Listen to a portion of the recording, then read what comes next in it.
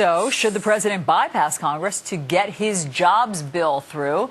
Our political panel is here to debate this. Joining us now is former advisor to George W.Bush, Kereakos Zuras, Democratic strategist and executive director of American Values Institute, Alexis McGill Johnson, and Fox News contributor Doug Schoen. Welcome, everybody. Thank you. So, the jobs bill didn't get anywhere in Congress, Doug. Should the president do this in a more piecemeal fashion by executive order? Yeah, he's got to, Alysin, do that.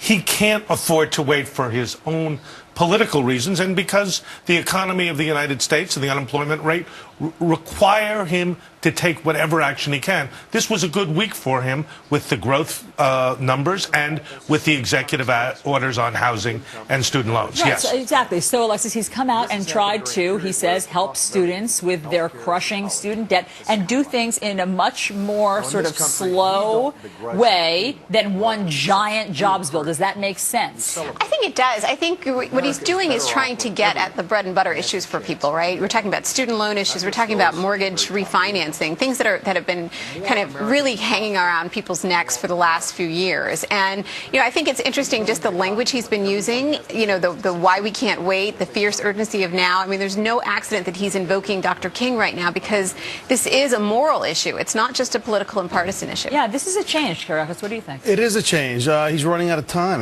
We stalled. We took our time to not do anything, and now he's being selective of what he does. But the fix is bigger than just, helping people with their mortgages or helping people with their student loans. We need serious changes. We need tax reform. We need cuts in corporate tax rates. We need to ease up on restrictions for small business so small business can start hiring again, and getting people out of the unemployment line. These are things that need to be included in what he's proposing. But is there a danger, Doug, in what he's doing, in that he's basically saying, I give up. I give up on bipartisanship. I give up on the Republicans. And will the American people like that he's doing this unilaterally? Well, I think he's made a mistake if he's given up on bipartisanship, and there's a lot of evidence he has. We also have the super committee, which is working, and the Democrats are pushing a $3 trillion fix there. So I fully suspect if there isn't a deal there on the deficit and the debt, you're going to see more partisanship and more fighting. We're right, you're wrong. We have a lot more to talk about. Stick around, guys. We're going to take a very quick break. Next with our panel, Ron Paul, Hillary Clinton, and a Starbucks CEO, why each of them could be a third-party wild card that shakes up the 2012 race. American voters have only fired two modern presidents after just one term, Jimmy Carter and George H.W. Bush. Both faced a bad economy and a strong third-party candidate. So could a third-party wild card shake things up for 2012? We're back with our political panel. Kereakos, let me start with you. It's always fun to talk about a possible third-party candidate. Let's take the sort of logical one, Ron Paul. He's running as a Republican, but could he do something different? Yeah, he could run as an independent, but he's claiming at this point that he's not considering doing it at this moment. So, and if he did, he's only got 9% of the vote right now.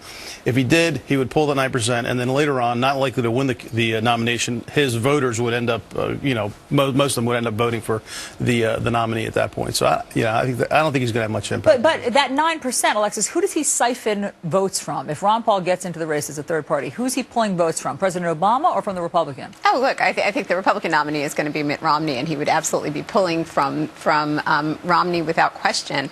I think it's a really interesting question, more to the fact that the Republican field is so, or the GOP is so dissatisfied with what the field looks like right now, that the third party is even a question right now. Right, they're trying something unconventional, possibly. But also, let's talk about a CEO of Starbucks. If there's any ubiquitous company in the country, it's Starbucks, and the CEO Howard Shultz has been politically vocal lately. Yes, he has. He's made it clear that CEOs shouldn't contribute to either side. He's supported no labels, and if he ran, and that's a big if, he could appeal like Ross Perot did across the board. I'm involved with an organization called Americans Elect, which is trying to put together a centrist ticket. He would be an ideal prospect for Americans Elect's nomination. If you just took all the people in Starbucks at any given moment and got them to vote, it would be a landslide. Exactly. No, I think there are more Starbucks per precinct than there actually are voting votes. Exactly. So, no, I think it would be incredible. I think the other person that we're not considering here would be Mayor Bloomberg,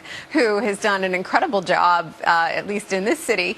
And I think because he has the opportunity to self-finance, quite like Howard Schultz, it could be kind of interesting. If but he has said no, right, if we believe him. And so has Hillary Clinton. Clinton. Should we still be talking about Hillary Clinton? Oh Is my there God. any? You know what? I don't know that she's completely out, because this would be the perfect opportunity for her to just jump in. And right now, a recent poll has her winning the Democratic vote by 56% and beating She said all the she's GOP. not running. Yeah. There's no real Well, likelihood she's going to do this. I know, it's just a fun parlor game. That would turn things upside down. That really would. It really would. All right. Well, Kereakos Zuras, Alexis McGill Johnson, Doug Schoen, thanks so much for Thank coming you. in for a Thank you. spirited Halloween Yes. debate.